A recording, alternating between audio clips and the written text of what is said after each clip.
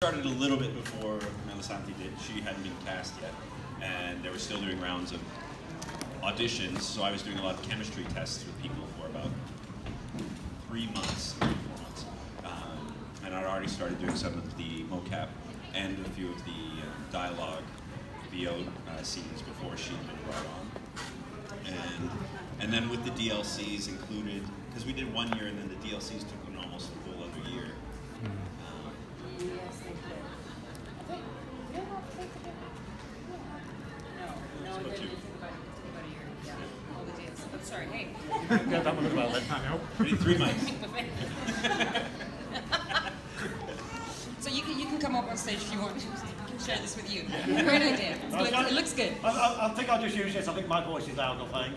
Yeah? Ben's got projection. Thank you. Can use you in the next game. Sorry, what was the question? How long did it take us?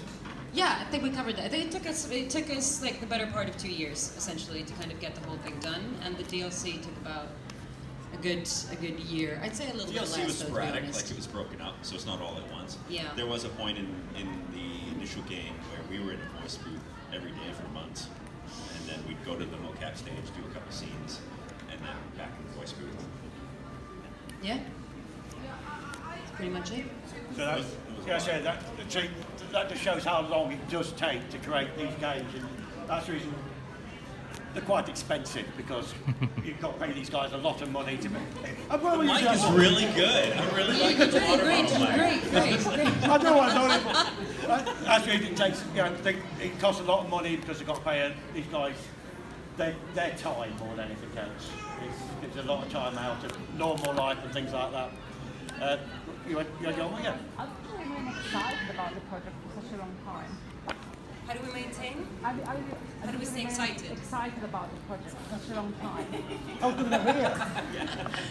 How do we stay excited for a project that basically lasts so long? I don't think it's that difficult actually, because it's so varied, and the text and the story is so complicated, and it's so unpredictable, and we get to learn, I think, about what happens next quite last minute, which I think is a good strategy on their part as well, so that we don't, in a way, Sometimes. you're like, oh great, so this is happening, so it helps. But you're starting shooting tomorrow. No, but I think it actually helps not knowing, kind of knowing the main arc of the story, but not knowing specific details within the story, and kind of being late in finding these out is something that really helps maintain our momentum and our interest in it, because it is it is 2 years. The last bits, like the DLCs, we had no idea we were going in that direction. So the direction of the family, of Alkibiades and all that, we weren't, that was relatively new. So again, you're like, oh great, this is wonderful that we get to explore the side of the character in that respect. So, And every time was different. I think because the motion capture scenes were broken up so much throughout the year, that every time we got to hang out again, it was great. We'd always get to work on new things. So it was also very fun to be working on the projects together. Whenever we got to work together, it was a blast. The VO booths were different. She'd record mainly in London, sometimes in Toronto, but majority was in London. some in Athens as well. I think I did a couple in Athens. And I did Toronto majority. And so that we were very separate, so we'd have to call each other once in a while just to touch base. And Make sure we're still going the same. yeah, because we had different directors, so it was that part was challenging. But on the mocap stage and all the mocap scenes, we got to really do together and build the scenes together and make sure the characters were working together in that way. And we had a blast. Yeah. So that made it really, really easy. I always had to remind her, like, you know what you're doing, right? This is how big this is going to be. It's like you're the first female lead character, assassin. I'm like, Yeah, I kept going. Yeah. It was like, no. Seriously, I was like, okay. I don't know. Wow, he was right. Shit. Right, there's a question for this gentleman here. Thank you. Yes, you already touched on some of this, but I was wondering, do you actually get together in the way that actors on a conventional stage would often? So you've mentioned voice booths and mocap studios. London and Toronto, do you work simultaneously at those sites, or do you have to get together? The thing is, as far as mocap is concerned, we did work simultaneously. So I was flown out to Toronto, and I think you had to essentially move to Toronto in order for this to work. So you moved from Vancouver to Toronto. So I was flown out to Toronto, and when we were there, we had, we had a day before, yeah, but we were essentially in the same space, so we could exchange ideas and kind of strategies. And it was good because we actually got to have a hands-on thing, like try things out, see if they worked, see if they didn't work, which was great actually.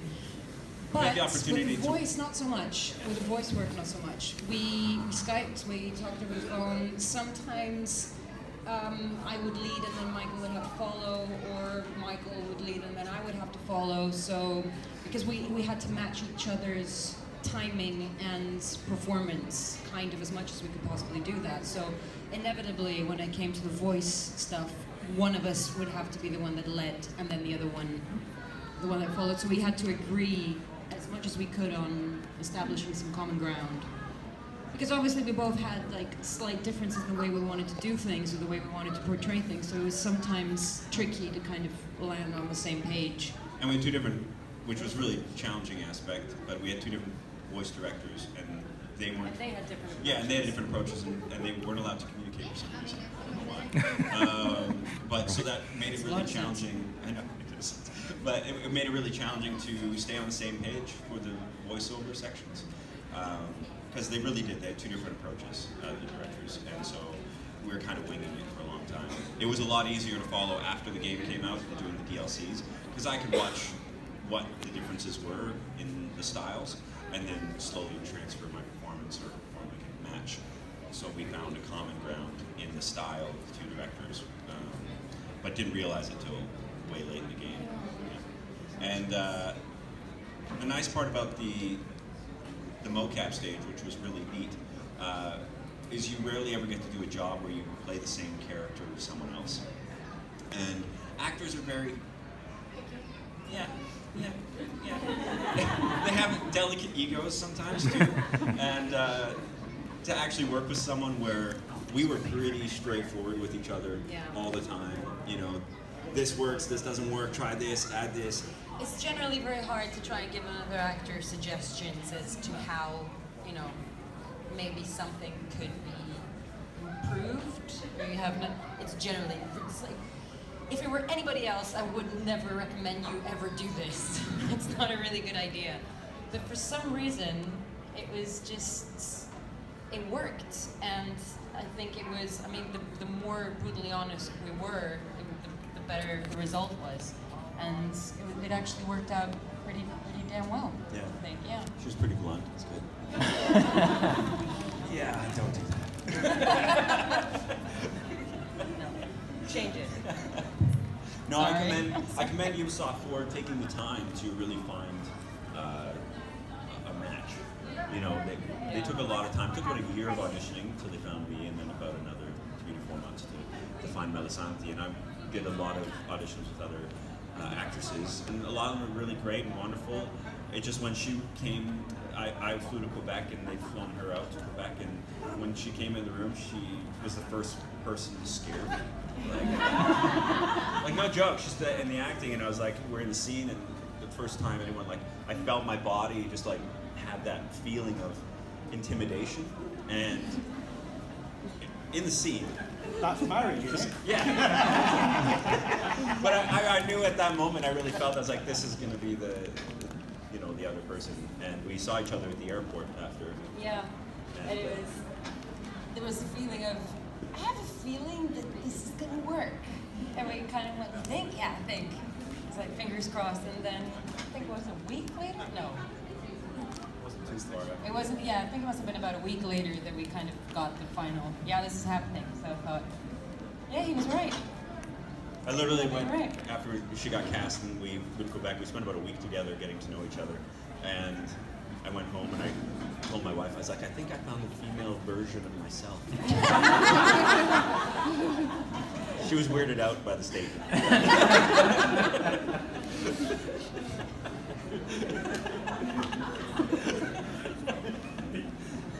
I don't know what that means. I was like, you'll meet her. You will. Your friend then, I think she didn't was like, yeah, I can't take. I think she physically leaves the room when we're both together because it's like she's like, I have 2 of Michael. She's like, no, I'm not having more. She doesn't get my humor sometimes, but we get each other's humor so well, and she's like, I don't see what she found so funny. I think it is like having 2 Michaels in a room. Like, she goes in a room and she just kind of goes like, no, one is enough. I can't take 2. Yeah, but it's neat because we're both Greek, but we're both Canadian, and we both seem to really understand each other very well because we're not just one or the other. We both get the cultural references on both sides, and I haven't had many people that I've connected with in life that way, who understands both worlds and had to deal with being both worlds. And I think that had a big element as well, that we've both grown up very similarly in that regard. Yeah. Of cultural understandings. Yeah, and it's not just more the diversity. Anybody? Yeah, I think people are wanting. I think we've kind of hogged. Let's talk about ourselves. It's right here, right? You touched upon the audition process briefly. How was the process for you? Was it a long process? Did you know what you were actually getting into at the time? Our first audition scenes were from The Walking Dead.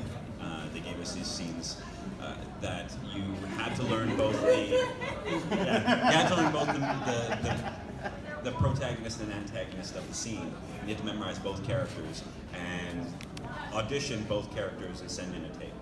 Because they knew something that we didn't at the time, was that the whole Vimos and which made sense for the protagonist and antagonist. We both had to then do both. I had to do both on camera for the first one. And I remember I did my first one in Athens, then I did the second one in London. I didn't know what I was auditioning for, per se. And I wasn't actually physically auditioning with someone. So there was a voice on Skype and a face that I didn't see ever.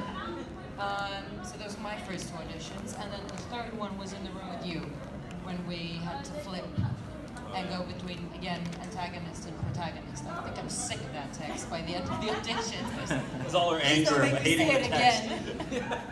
I don't want to do this again. But I didn't know, because he'd already got the part. And they flew me in like 4 months after, like he said before, so he was already auditioning. He had already auditioned with a few other girls. And when they flew me in, I didn't really know what it was. Obviously, I knew the company, and then he just kind of, we do the audition, and he kind of pulls me aside and says, you know, this is from the new Assassin's Creed. Thank God you told me after the audition. I would have freaked out before. They didn't even tell me that I was. So this is a good. I'll lead into this, but my first one was a tape I sent in as well, and I dressed differently for both, and like created different hairstyles and looked for the hero. And, of course. And so, so that they would see 2 distinct people. I know. I wanted them to see 2 distinct people, and then they flew me out within 3 days to Toronto, and then I did in-person audition with Caroline and Lydia and stuff. And then I was on Skype. okay. Yeah. Oh, that was Sorry, and then I just did a round of auditions with a bunch of female actresses that day. And the next day they were saying we're going to take us to the motion capture studio. This is the best. They were taking us to the motion capture studio to do an audition in the suits. And whoever they chose of that day was going to come and do the audition with us. So they brought me, and then I arrived in the morning, and I'm getting ready in a suit. And there's another guy in the room with me, and he's getting suited up. And there's no females there getting suited up. And I'm chatting with them, and like, hey, you know, what's going on? What are you auditioning for? He's like, oh, I'm auditioning for this, the same role as me. And I was like, okay, cool. Strange. And there's like no other female people to be auditioning against, and I just have this feeling. And I asked him, like, you've done motion capture before? He's like, no. So we ended up chatting. I told him how to do motion capture, and then we went into the studio. I was like, oh man. So we did an act off for an hour and a half to 2 hours, where we would play the protagonist, antagonist against each other, and then switch, and then do that, and then, okay, now mimic each other's performances and do this, and it was, for 2 hours, we literally 2 actors fighting for the same role. Act off. I never experienced that in my career. And it was wild. It was a really wild experience. And thankfully he got a role, which you all know him as Alkibiades. And we've become such great friends. Then it was more auditions for a long time, but they brought me to a motion capture studio and said they're going to do a test day. Well, I arrived there and there's like, it's filled with actors, everyone's there, it's a shoot day. I was like, this doesn't look like a test. I still didn't even know what game I was working on. I didn't know anything. All I know is Ancient Greek Warrior. And that's it. That's about all I've got. And so they're like, okay, we're shooting. There's the scene where we come into we come to Athens, and it's the Oh, you did the Pericles symposium thing. the symposium scene where you come in and you have the cup and they give it to you and they introduce it to everyone. So that scene is like my first shoot day, and I have not done anything other than like, you're Greek warrior, okay, Greek warrior, okay, let's like this. It's like, let's aim with this sounds right. And so we just shot that, and it was actually used in the game, and it was the first shoot day. And halfway through the day, I'm like, can just someone please tell me, is this Assassin's Creed? And you can see everyone, it was Joseph at the time, everyone's looking at each other. They're like, they got an okay. Yes. It's like, okay, good, finally. Thank God. Good to know. Yeah, good to know. We're already shooting and I had no idea. So it wasn't until she got hired that they sat us down and had the talk and broke the whole, outline of the story they were wanting to do, and it took about a week of hanging out where we got an idea of what was happening. In Quebec. Yeah, because they flew us out again after after that first audition that we had together. So they flew us out after that, and we had to spend like 4 or 5 days of constantly meeting people and people trying very, very delicately and desperately to kind of explain the whole megathon of a story that was kind of about to They're like, this chapter is going to unravel. be this, and then we're going to get into this one, but then you're going So to seriously, they had like 5 whiteboards, like right next to each other, so they would just fit the graph of the story. Yeah, it took a while to explain, and There's going to be a Cyclops, but he's not the Cyclops. He's going to be the gang leader. But then there will be a Cyclops. yeah, it was interesting trying to follow all this in the beginning, but it worked out fine. Yeah. It worked out great. Swoorrrrrrddfiiiiiiish. Yeah. So what is it like to be famous for a computer-generated? It's all been put on Assassin's Creed, a computer game. So what's it like to be famous for a computer game? Interesting question.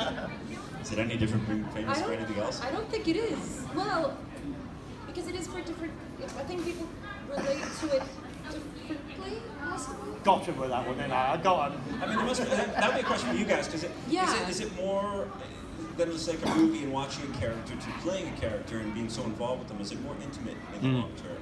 Do you find I yourself think it is.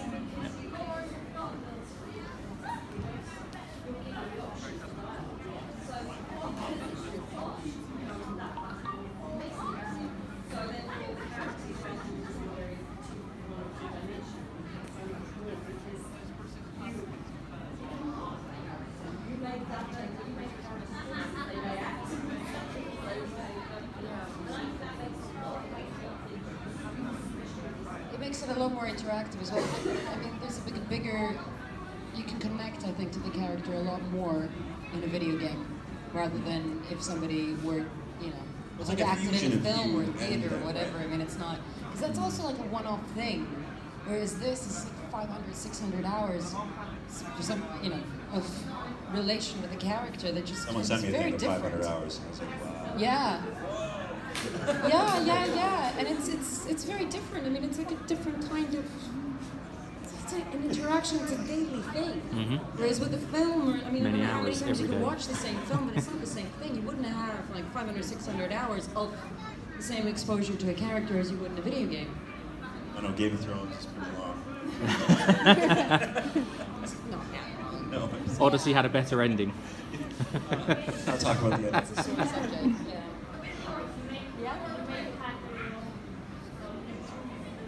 Yeah.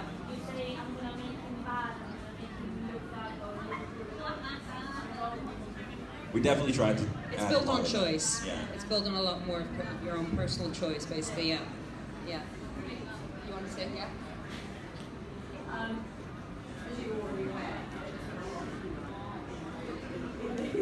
Yeah.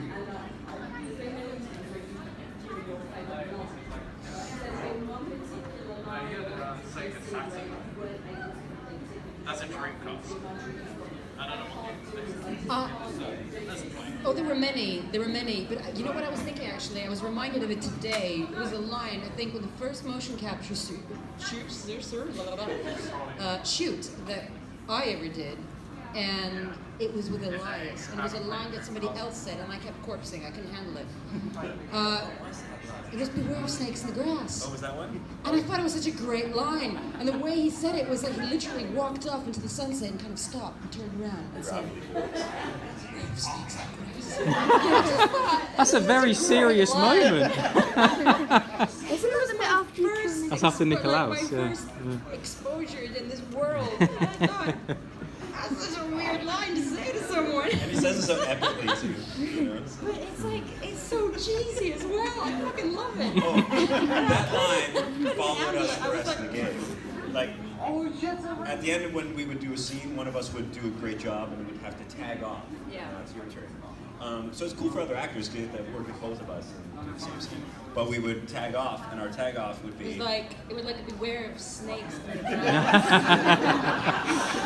So it became a thing. Nice. It became a thing, yeah. Oh, we even had sound effects. Okay. Oh, there was weird shit you do on set. No, but I think that was the one that somebody else said that I kept corpsing. That was the first one that I remembered because somebody reminded me of the line today. But lines that we've said that we couldn't get through, I'm sure there are many. There was some in the voice booth. You know when you say a word so many times it stops losing, it just doesn't have any meaning anymore. So what was it? There was swordfish that it didn't work. It just didn't work. I had a hard time saying that with the Greek accent for some reason. Yeah. Swordfish. But because he R was recorded really- it first, and I kept hearing that. And I was like, why is he? Because it was like he kind of slowed. Like the whole line was super fast, and then for some reason he would really slow down. So what is he doing? She called me literally that day. What the hell are you doing with the word swordfish? Just say it. I just had swordfish. It was like so hard, so I was like, I'll just make it cool. But he went like full sexy voice. Swordfish. It's a dude's name. What are you doing? It's a criminal. What else was it? There was Another goat. I remember we spent a lot of time making sure that was like another goat? another goat. Yeah, The scene in Athens, yeah. We were corpsing. With Alkibiades, I think. Oh, yeah. There was a name of a flower that I kept screwing up, and I couldn't. It was a bit early on. One of the first Anyone remember the name of a flower? No, asphodel was in. Daffodil. Daffodil? No, it wasn't a daffodil. We had to find one, didn't we? Have to like hunt for a flower or something. Was that in the poem? beginning. No, What's that's that? not the beginning. Where we had to go and see the oracle at the beginning. You talking of the one with the old lady that needs help with her husband? Might be right. Wasn't that bear testicle and boar something? See what's happening now? Checking to see you've done your homework. Yeah. And actually playing the game and remember things. What was it? It's like there was a white flower that we had to get, and it was with Thea. It was near. Daisy. Well, I was just thinking of this. For us, the lines, there's so many lines that we have to go through. Some weeks we would get scripts, anywhere from 100 to 300, 500. One week we got a 900-page script, and you get it on a Thursday or Friday, and then you start recording on Monday. So you just have enough time to read it, and then go to work, and then just hopefully kind of remember what is going on. You're speed reading, right? You're speed reading everything. Get through all the pages. So you can get an idea of what's happening, but you're also trying to memorize the different option wheels and and then, all right, you're recording. So you're kind of winging it. So to remember all the lines we went through, it's we were laughing so many days with so many lines, but now they're I can't even remember what I said because they're just going through them so quickly, which is sad because I want to remember so many of them. But the mocap days, I remember. I've got some white flowers. White flowers. Thank you so much.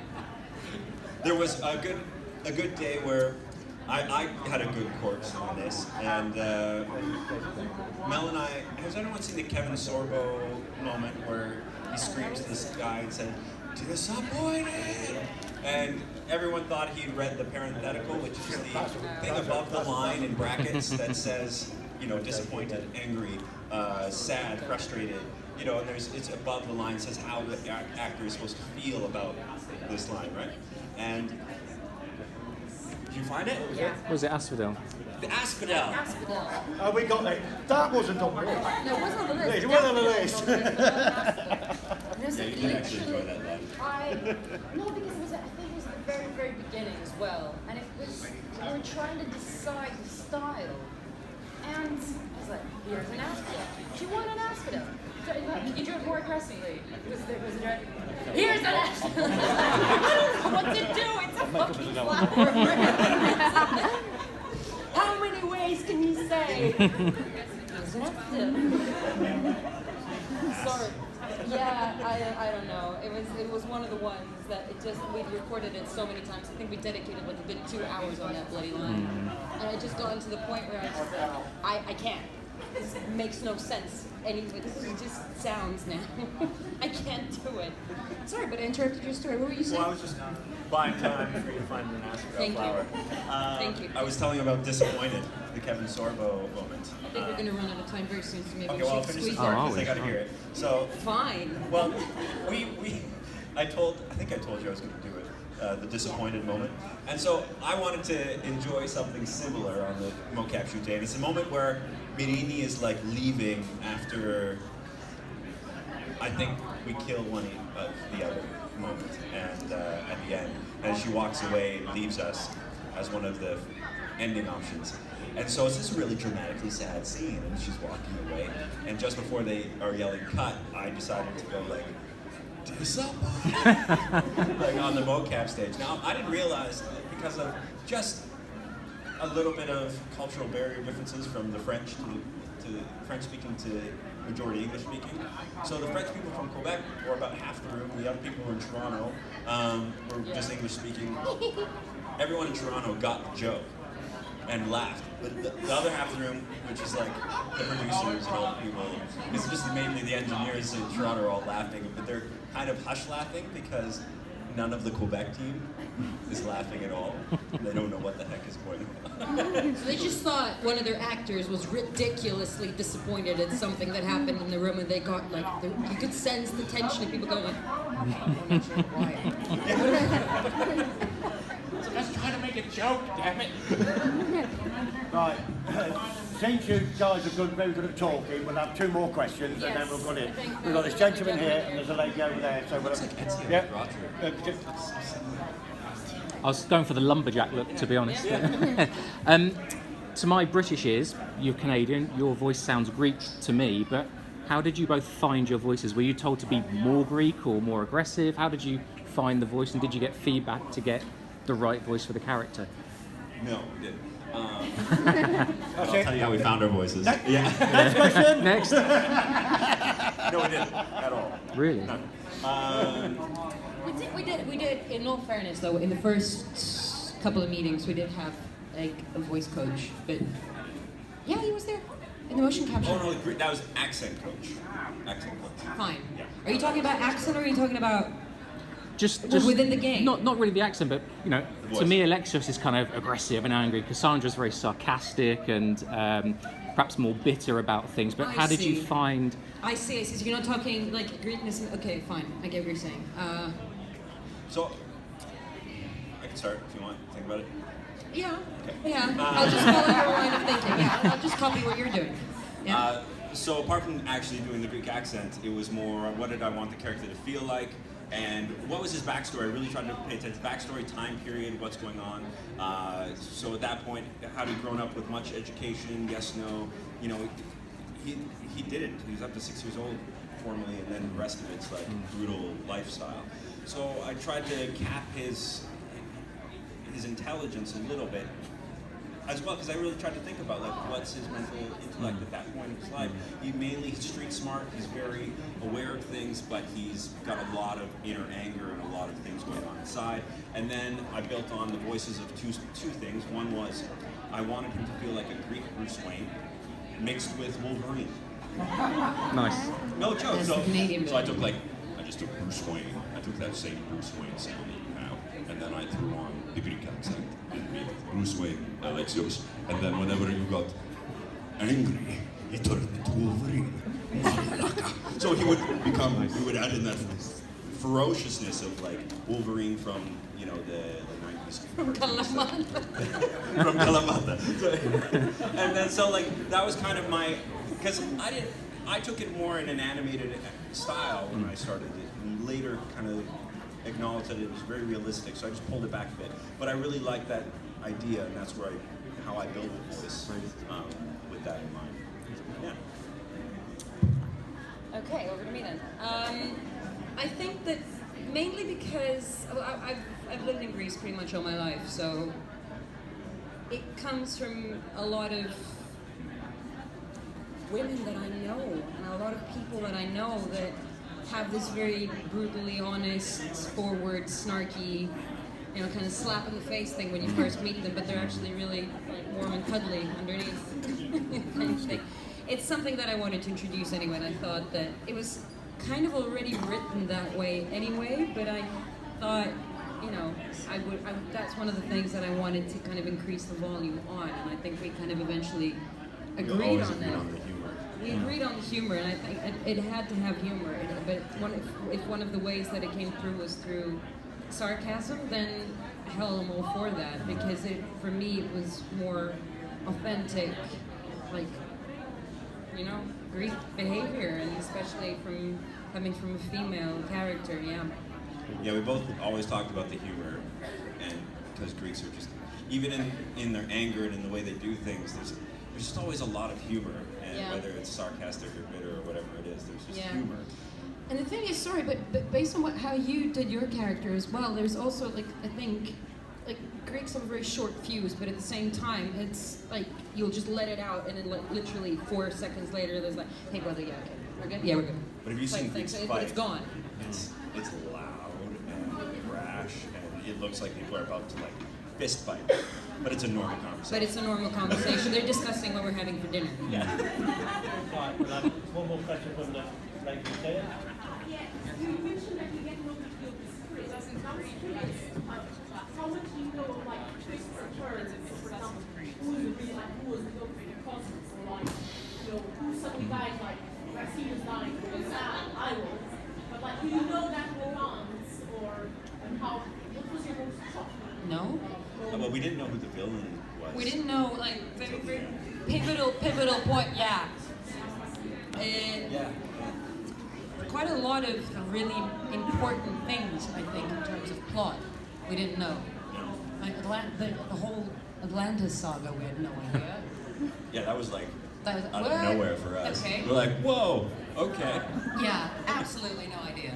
So, figuring it out, I guess, about a week before, possibly, when we got the script, so we didn't really know. It wasn't part of the story arc that we were given. I think we were given the story arc of kind of what they start out as and what they evolve into, but not particularly what makes them evolve into what it is that they evolve into. Wow, that was really a complicated way of saying something very simple.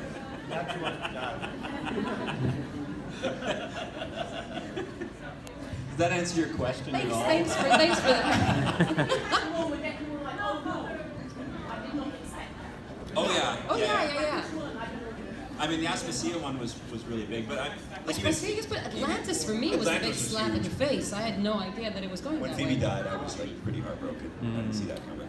And Atlantis was pretty big. Darius stuff was cool. That stuff felt really simple, very. But by that good to point, follow. it started making sense. By that point, I think when we got to the Darius stuff, I think that we'd had so many surprises before that this one was the one that actually made a lot of sense for me, anyway.